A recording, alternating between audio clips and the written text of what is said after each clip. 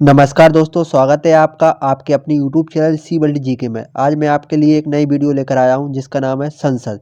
यानी आज हम पार्लियामेंट को कवर करेंगे। साथ ही साथ में जितने पार्लियामेंट यानी संसद से प्रश्न बन सकते हैं उनको कवर करेंगे।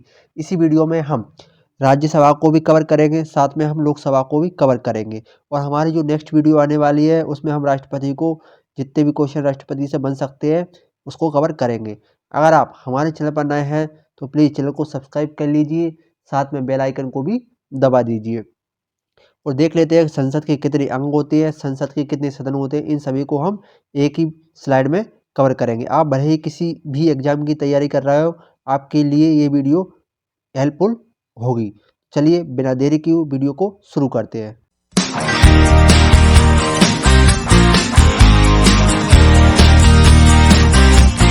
अब हम देख लेते हैं संसद यानी कि पार्लियामेंट। इसका वर्णन अनुच्छेद 79 में यानी 79 में इसका वर्णन दिया गया है। अगर आपको आर्टिकल वाली वीडियो देखना है तो मैंने इस पे एक सेपरेट वीडियो बना रखी है, उसे आप जाकर जरूर देख लें। मैंने जिसकी लिंक आपको डिस्क्रिप्शन में दे रखी है, वहाँ से जाकर आप इसे देख सकते हैं। हम देखते हैं कि राज्यसभा, लोकसभा और राष्ट्रपति ये तीनों संसद के अंग होते हैं। बिना राष्ट्रपति के कोई भी बिल पास नहीं माना जाता। जब तक राष्ट्रपति उस पर हस्ताक्षर नहीं कर देता है तब तक संसद का जो बिल है वो पास नहीं माना जाता। इसलिए राष्ट्रपति भी संसद का एक अंग माना जाता है। अगर हम बात करें राज्यसभा की तो राज्यसभा का वर्णन अनुच्छेद 80 में दिया गया है और लोकसभा का वर्णन अनुच्छेद 81 में दिया गया है। ये तीनों लाइन्स है। 79 में आपको संसद का वर्णन दिया गया है, 81 में लोकसभा का और 80 में राज्यसभा का वर्णन दिया गया है। अब हम देख लेते हैं कि संसद के बारे में कुछ डिटेल्स। जो आप इमेज देख रहे हैं ऊपर से खींची गई संसद भवन की इमेज है। इस इमेज में आपकी एक तरफ है आपकी लोकसभा, एक तरफ है आपकी राज्यसभा और एक तरफ है आपकी लाइब्रेरी। और जो आपको बीच में दिख रहा है ये आपको सेंट्रल हॉल है। यानी कि जो भी प्रतिनिधि यानी किसी अन्य देश से या तो राष्ट्रपति आते हैं या फिर प्रधानमंत्री आते हैं, जो आकर अपना जो भाषण देते हैं वो ना तो लोकसभा में देते हैं ना कि वो राज्यसभा में देते हैं। वो आकर कहाँ देते हैं आपके भाषण, जो सेंट्रल हॉल है इसमें आकर वो भाषण देते हैं। ये इमेज सैटेलाइट के द्वारा खींची गई है, तो इसे याद रखें। अब हम देख लेते हैं संसद यानी कि पार्लियामेंट से संबंधित कुछ महत्वपूर्ण फैक्ट। इसका वर्णन अनुच्छेद 79 में दिया गया है, ये मैंने आपको पहले ही बता दिया है। अब देख लेते हैं कुछ अन्य फैक्ट। पार्लियामेंट शब्द फ्रेंच भाषा से लिया गया है। ये किस भाषा से लिया गया है, ये एग्जाम में पूछा गया प्रश्न है कि ये फ्रेंच भाषा से लिया गया है। अगला फैक्ट है कि संसद की जननी ब्रिटेन को कहते हैं। जो हमने संसद ली है वो ब्रिटेन की देन है। संसद के कितने अंग होते हैं, मैंने आपको स्टार्टिंग में बता दिया था। संसद के 3 अंग होते हैं। कौन कौन से, राज्यसभा, लोकसभा और राष्ट्रपति। अगर आपसे अंग पूछे तो आपके 3 अंग होते हैं। अगर आपसे संसद के सदन पूछता है यानी कि हाउस पूछता है तो उसके 2 सदन हैं। वो कौन कौन से, एक है आपका राज्यसभा, एक है आपका लोकसभा। इसमें राष्ट्रपति को काउंट नहीं करते हैं। यदि अंग की बात करता है तो उसमें राष्ट्रपति को काउंट कर लेते हैं। भारतीय संसद भवन का निर्माण एडविन लुटियंस व हार्वर्ड बेकर ने किया था। जो आपको 2 इमेज दिख रहा है ये है एडविन लुटियंस, एक है हार्वर्ड बेकर। इनने जो भारतीय संसद है उसकी जो डिजाइन है उनको तैयार किया था।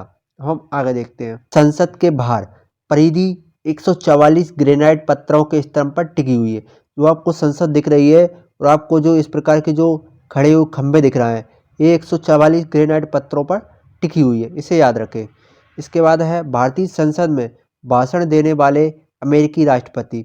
यानी कि जो भारतीय संसद में यानी कि जो अमेरिका के राष्ट्रपति आए वो भारतीय संसद में आए, वो कौन कौन आए, उनके नाम दिए गए हैं और कब आए हैं वो, और उन्होंने भाषण दिया उसके बारे में बताया गया है। यहाँ पे पहले नंबर पे आते हैं डी आइजन हावर। ये 1959 में आए और संसद में इनने यानी कि सेंट्रल में आकर इनने अपना भाषण दिया। दूसरे थे जिमी कार्टर, ये 1978 में आए और संसद में आकर इन्हें सेंट्रल हॉल में भाषण दिया। तीसरे थे बिल क्लिंटन, ये 2000 में आए थे, इन्होंने आकर सेंट्रल हॉल में अपना भाषण दिया। और चौथे नंबर पर थे बराक ओबामा, ये आपके 2010 में आए, इन्होंने आकर सेंट्रल हॉल में अपना भाषण दिया। मैंने आपको पीछे ही बता चुका हूँ कि जो भी अतिथिगण यानी कि अन्य देश से आए हुए जो राष्ट्रपति होते हैं या प्रधानमंत्री होते हैं वो ना कि लोकसभा में भाषण देते हैं ना कि वो राज्यसभा में देते हैं, बल्कि जो सेंट्रल होता है उसमें भाषण देते हैं। अब हम देखते हैं संसद के कितने सत्र होते हैं। संसद के 3 सत्र होते हैं। एक बजट सत्र जो कि फरवरी से मई के बीच होता है, एक मानसून सत्र होता है जो कि जुलाई से सितंबर तक होता है, एक शीतकालीन सत्र होता है जो नवंबर से दिसंबर तक होता है। अगर आप बात करें इसमें सबसे बड़ा सत्र कौन-सा होता है तो आपका बजट सत्र होता है और सबसे छोटा सत्र होता है वो आपका शीतकालीन सत्र होता है। बजट सत्र क्यों होता है? क्योंकि जो सरकार द्वारा जो बजट पेश किया जाता है वो इसी बजट सत्र में किया जाता है, क्योंकि ये फरवरी से लेकर मई तक है, इसलिए बजट सत्र कहते हैं और सबसे बड़ा भी है, याद रखें इसके। अब हम आगे देख लेते हैं। अभी तक हमने संसद से संबंधित जितने भी फैक्ट यानी कि पॉइंट्स बन सकते थे उनको हमने कवर कर लिया है। अब हम देखते हैं लोकसभा और राज्यसभा में क्या डिफरेंस है। तो देख लेते हैं। एक तरफ मैंने आपको लोकसभा के बारे में जो भी फैक्ट है उनको दिखाया है और राज्यसभा संबंधित जो भी फैक्ट है एक तरफ उनको मैंने दिखाया है। यहाँ से लोकसभा को कौन कौन से अन्य नामों से जाना जाता है, एक तरफ है राज्यसभा को किन अन्य नामों से जाना जाता है। लोकसभा को निम्न सदन के नाम से जाना जाता है और राज्यसभा को उच्च सदन के नाम से जाना जाता है। इसे जनता का सदन भी कहते हैं, क्योंकि जो इसके प्रतिनिधि होते हैं वो सीधे जनता से चुनकर आते हैं, इसलिए इन्हें जनता का सदन कहते हैं। इसे चर्चित लोगों का सदन कहते हैं, क्योंकि जो व्यक्ति होते हैं उसमें शिक्षित होते हैं, यानी कि इसे चर्चित होते हैं, कहीं ना कहीं फील्ड से वो चुने जाते हैं, इसलिए इन्हें चर्चित लोगों का सदन कहा जाता है। इसे प्रथम सदन कहते हैं, इसे द्वितीय सदन कहते हैं, इसे अस्थायी सदन कहते हैं। अस्थायी सदन के क्यों कहते हैं? क्योंकि लोकसभा है वो कभी भी भंग हो सकती है, और इसे स्थायी सदन कहते हैं। राज्यसभा जो कि कभी भंग नहीं होती, इसलिए इसे स्थायी सदन कहते हैं। इसे हाउस ऑफ पीपल भी कहते हैं और इसे काउंसिल ऑफ स्टेट के नाम से जाना जाता है।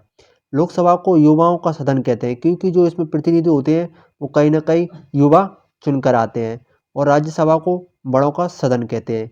अब हम देख लेते हैं कि लोकसभा में सदस्यों की कितनी संख्या है। अभी हम लोकसभा में सदस्यों की संख्या देखेंगे, उसके बाद हम राज्यसभा में सदस्यों की संख्या को कवर करेंगे। अगर हम बात करें लोकसभा में अधिकतम सदस्यों की संख्या कितनी हो सकती है, तो यह आपकी 552, यानी कि लोकसभा में कितने सदस्य चुने जा सकते हैं? 552 सदस्य चुने जा सकते हैं। इनमें से जो 550 सदस्य हैं वो आपके राज्य और केंद्र शासित प्रदेशों से चुने जाते हैं, और आपके जो 2 सदस्य होते हैं वो एंग्लो इंडियन चुने जाते हैं।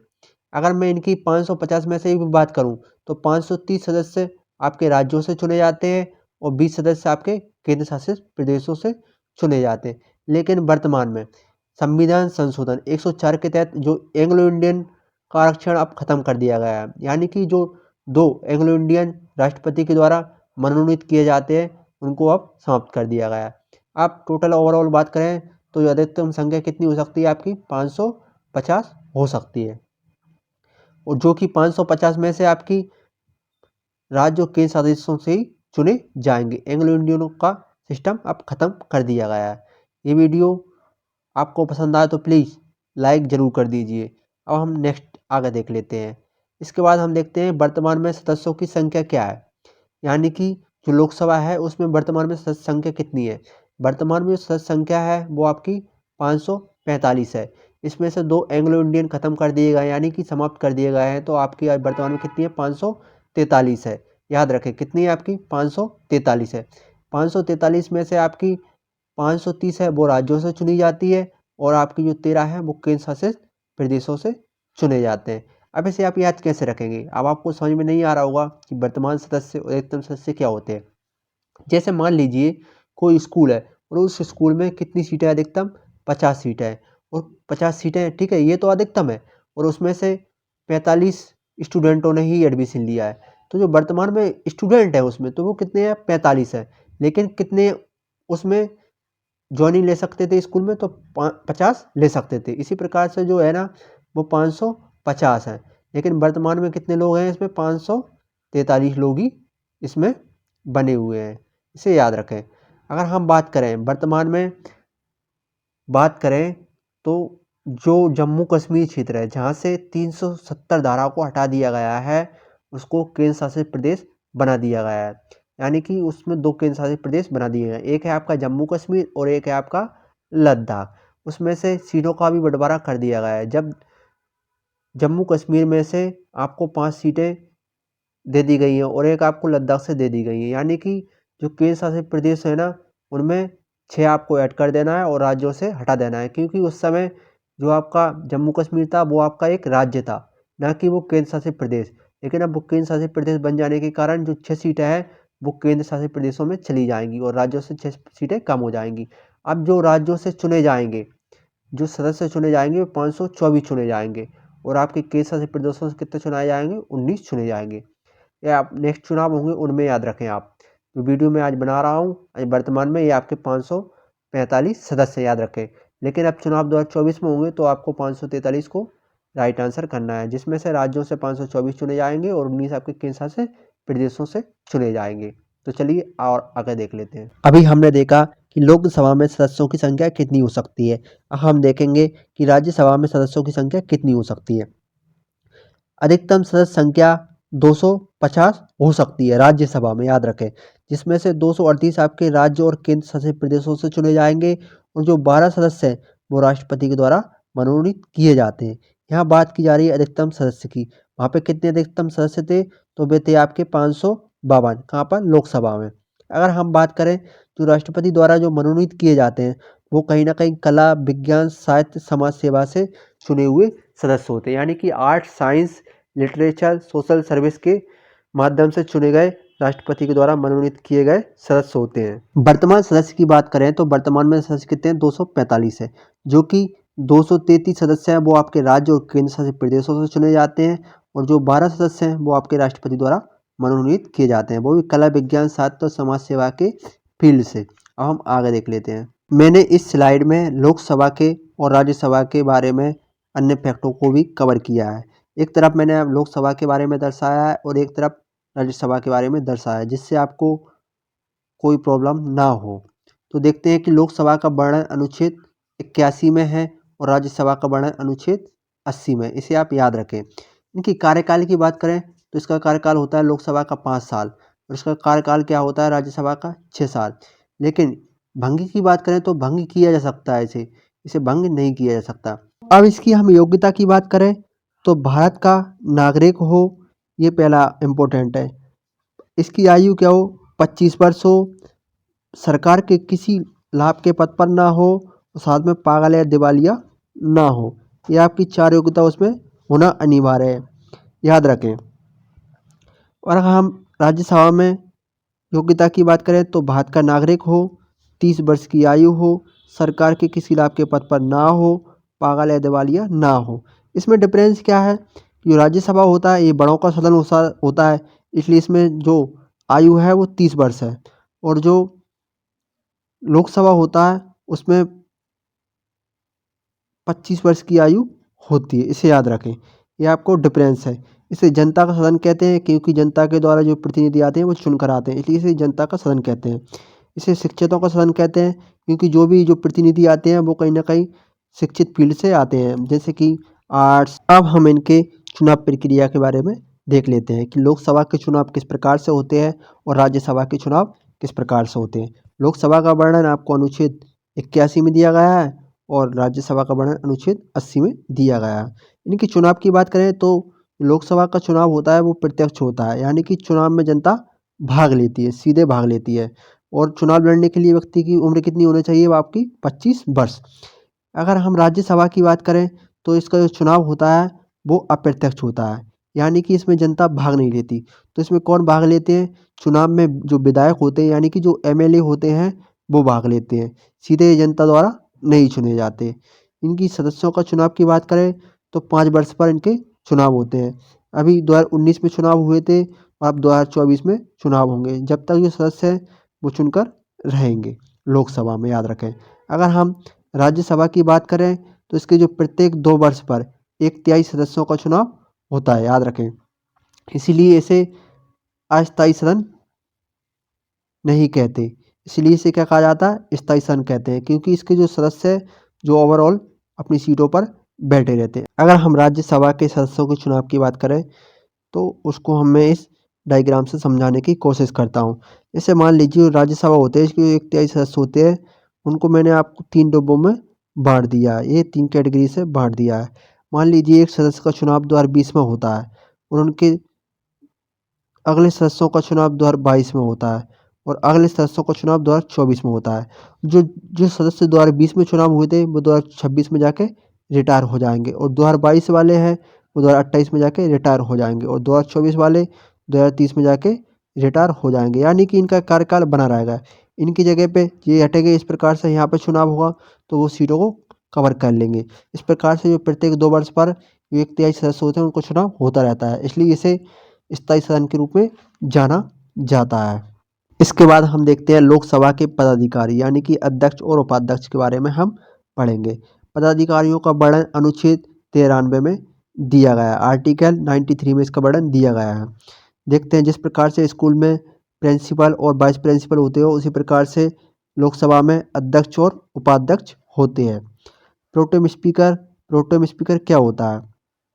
यह अस्थायी अध्यक्ष होता है, याद रखें। तो प्रोटेम स्पीकर होता है वो क्या होता है? अस्थायी अध्यक्ष होता है। प्रोटेम स्पीकर को राष्ट्रपति नियुक्त करते हैं। कौन करते हैं प्रोटेम स्पीकर को नियुक्त? ये प्रश्न पूछा गया है, इसे जरूर याद रखें। तो वो आपके राष्ट्रपति इसे नियुक्त करते हैं। प्रोटेम स्पीकर का काम लोकसभा के नए सदस्यों को शपथ दिलाना होता है।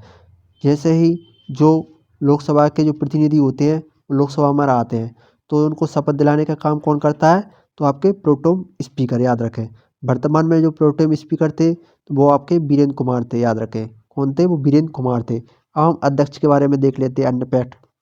लोकसभा के अध्यक्ष का चुनाव लोकसभा के सदस्यों के द्वारा किया जाता है, यानी कि जो प्रतिनिधि चुनकर आते हैं, जो सदस्य चुनकर आते हैं, वो सदस्य अपने में से ही किसी एक को अध्यक्ष के पद पर बैठा देते हैं, यानी कि किसी एक को अध्यक्ष बना देते हैं। लोकसभा के अध्यक्ष के रूप में इन्हें अलग से शपथ नहीं लेना पड़ता, क्योंकि जो लोकसभा के जो सदस्य होते हैं वो ऑलरेडी एक सदस्य के रूप में शपथ ले लेते हैं, इसलिए उन्हें अध्यक्ष के रूप में अलग से शपथ लेने की जरूरत नहीं पड़ती। वर्तमान में लोकसभा के अध्यक्ष कौन है? ओम बिरला है, इसे याद रखें। वर्तमान में कौन कौन है? ओम बिरला। मुझे कमेंट बॉक्स में जरूर बताइए कि प्रथम लोकसभा अध्यक्ष कौन थे। हम आगे देखते हैं।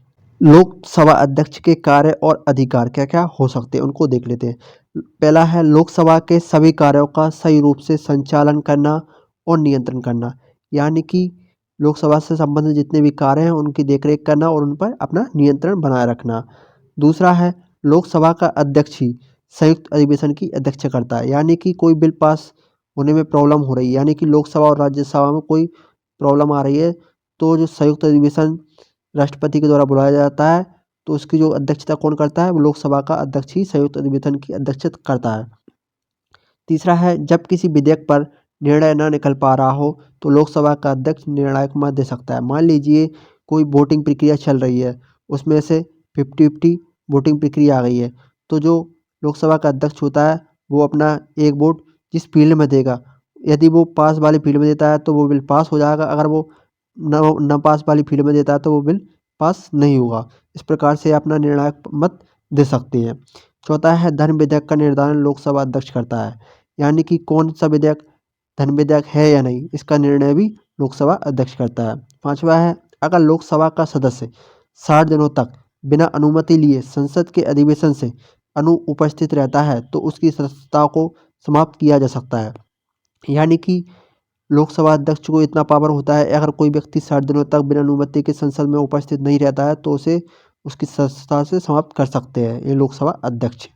पहले लोकसभा अध्यक्ष थे तो वे आपके गणेश वासुदेव मावलंकर, और पहली महिला अध्यक्ष की बात करें तो वे थी आपकी मीरा कुमार। अब हम देखते हैं आगे। हमने पीछे देखा लोकसभा के पदाधिकारियों के बारे में, अब हम देखते हैं राज्यसभा के पदाधिकारियों का। इसका वर्णन अनुच्छेद 89 में दिया गया है। इसमें भी जिस प्रकार से वहाँ पर लोकसभा में अध्यक्ष और उपाध्यक्ष होते हैं उसी प्रकार यहाँ पर सभापति और उपसभापति होते हैं। अब हम देखते हैं सभापति के बारे में कुछ अन्य फैक्ट। भारत का उपराष्ट्रपति ही राज्यसभा का सभापति होगा, यानी कि जो भारत का उपराष्ट्रपति है वो ही राज्यसभा के सभापति होंगे, और सभापति संसद के सदस्य नहीं होते हैं, याद रखें इसको बात। ये वेरी वेरी इंपॉर्टेंट फैक्ट है कि जो सभापति होते हैं यानी कि जो उपराष्ट्रपति होते हैं वे संसद के सदस्य नहीं होते हैं, याद रखें। सभापति की अनुपस्थिति में उपसभापति उनका कार्य करेंगे, यानी कि जब सभापति नहीं होंगे तो कौन देखेंगे? आपके उपसभापति उनका कार्यभार संभालेंगे। सभापति यानी कि उपराष्ट्रपति अपना त्यागपत्र राष्ट्रपति को देंगे, जिस प्रकार से वहाँ पे अध्यक्ष उपाध्यक्ष को दे रहे थे और उपाध्यक्ष अध्यक्ष को दे रहे थे, यहाँ ऐसा नहीं है। जो सभापति होते हैं वो आपका त्यागपत्र है ना वो राष्ट्रपति को देंगे। लेकिन जो उपराष्ट्रपति है, यानी कि जो उपराष्ट्रपति है वो अपना त्यागपत्र किसे देंगे? राष्ट्रपति को देंगे। लेकिन जो उपसभापति हैं वो अपना त्यागपत्र किसे देंगे? सभापति को देंगे, याद रखें। वर्तमान समय में राज्यसभा के सभापति कौन है? तो आपके वेंकैया नायडू। वर्तमान समय में राज्यसभा के उपसभापति, यहाँ पे उपराष्ट्रपति लिखा हुआ है, इसे सही कर ले। उप सभापति कौन होंगे? हरिवंश नारायण सिंह, याद रखें। दोस्तों, अगर आपने अभी तक हमारे चैनल को सब्सक्राइब नहीं किया तो सब्सक्राइब कर दीजिए, साथ में बेल आइकन को दबा दीजिए, जिससे मैं नई वीडियो अपलोड करूं तो तुरंत आपको उसका नोटिफिकेशन मिल सके। अगर आपको ये वीडियो पसंद आई हो तो इसे लाइक कर दीजिए और ज़्यादा से ज़्यादा अपने दोस्तों के साथ शेयर कर दीजिए। अगर आपको फ्री में इसकी PDF चाहिए तो हमारे Telegram channel C world GK को ज्वाइन कर लीजिए, जिसकी लिंक मैंने आपको डिस्क्रिप्शन में दे दी है। धन्यवाद।